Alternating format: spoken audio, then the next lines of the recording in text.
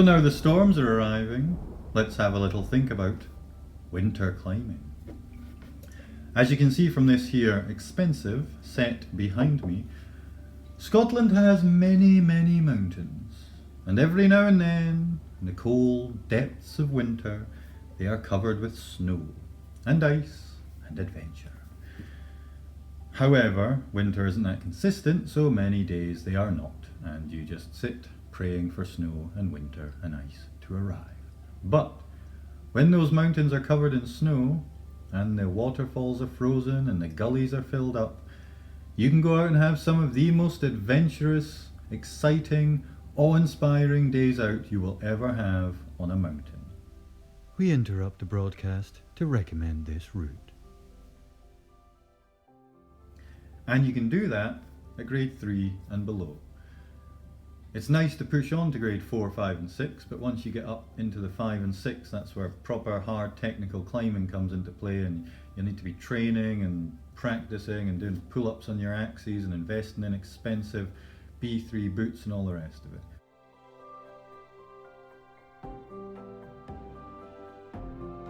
So, I would like to show that grade 1, 2 and 3 is incredibly adventurous, incredibly fun and attainable by anyone that has a sense of adventure and a wee bit of get up and go to get some of the gear. Doesn't have to be high-end technical gear, just a couple ice axes, pair of crampons second hand, B2 boots, whatever, and you can get out and have some of the best hill days you will ever have in your life. I personally had never had a rope on or a pair of crampons on until about 3 years ago, when I had my first winter mountain day, and it was blue skies and views for miles and snow across all the peaks, and I just thought, wow, this is the place for me.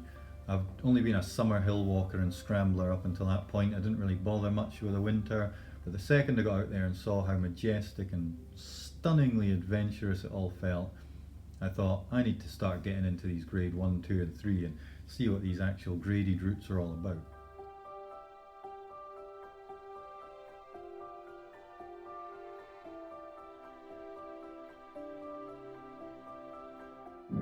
Turns out a lot of the graded routes are very easy.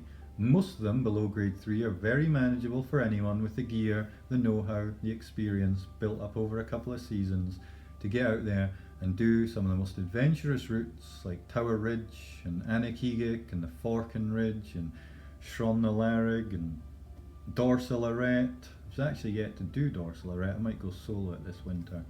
So grade 2 with a spicy little move near the top, so soloing it might feel a bit sketchy, but sometimes that's the fun.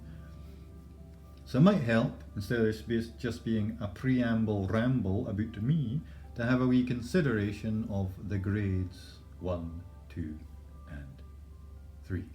Glad I held up 3 fingers there. Grade 1 is basically just a steep, snowy slope with the odd bit of compacted neve where you might feel you've got your front points in. Mostly you'll be kicking your way in, plunging your axes, bossing your way up to the top of the gully, topping out, having an amazing time. However, a grade 1 in poor condition can feel pretty sketchy, pretty lean, pretty front pointy, pretty close to the limit of what you might be comfortable doing if you're soloing it. So it's sensible to have a rope and a friend, a climbing partner, somebody you can climb with who you trust. Get the rope out, keep it there just in case you need to abseil, pitch any little sections, what have you. However, grade 1, anyone can do it, you just need the gear, the skills and the confidence. And we'll chat about getting the gear and all the rest of it, because it seems like a very expensive sport, and it is, but you can do it quite cheaply, especially up to grade sort of 2, 3 and 4. You don't need super technical gear. Grade 2 is where things get a bit more lively, a bit steeper. In the gullies you'll find the odd icy pitch where you might need to front point your way up and get your axes in. However, you can do it with one axe. You can solo it as well if you feel confident, but at grade 2 you're going to feel a bit more steepening, bit more on the edge. If you're on a ridge or a buttress, it's going to be steeper, more exposed. But it's going to be easy climbing. There's nothing technical. You don't need to be hanging out down the climbing wall to be able to handle this sort of terrain. Grade 2 again is manageable by most people that just have a wee bit of a sense of adventure and they get the gear and want to acquire the skills to get out and do it. Grade 3, things step up a wee bit.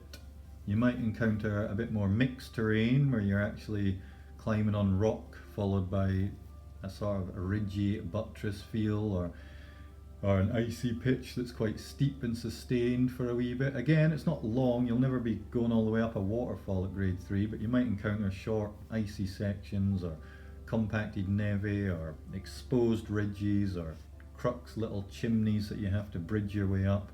But again, it's all big, blocky, lots of hooks, lots of ledges. You're never going to be hanging on little hooks. So grade 3 is manageable again for most people.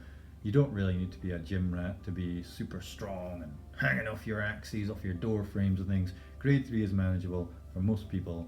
It's all about rope skills, confidence, the right gear, and obviously acquiring skills like reading avalanche risk and all the rest of it.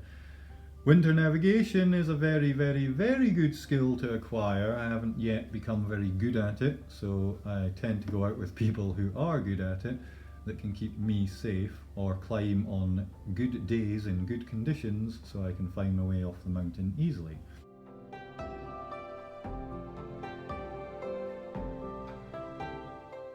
Been caught in a few whiteouts, a few blizzards. It's really hammered home the need to get good at winter navigation, because in Scotland it's gnarly most of the time. You're going to be topping out in blizzards and whiteouts, and at night you'll notice a complete lack of sunlight here on my first ever grade 4, but we made it down safe. It takes so long on some of these routes. You're going to find yourself on top of a mountain in the pitch black, a blizzard blowing, so learn navigation. Unfortunately, I can't really go through much navigation apart from taking a bearing and what have you, but I can certainly do a video on all of the resources out there that you can get for free or for very cheap and how to learn these skills. So yeah, hopefully we'll go from being hill walkers to grade 3 climbers this winter, and like me, you can see it's not actually as hard or as dangerous or as expensive as it appears at first. So here's to winter.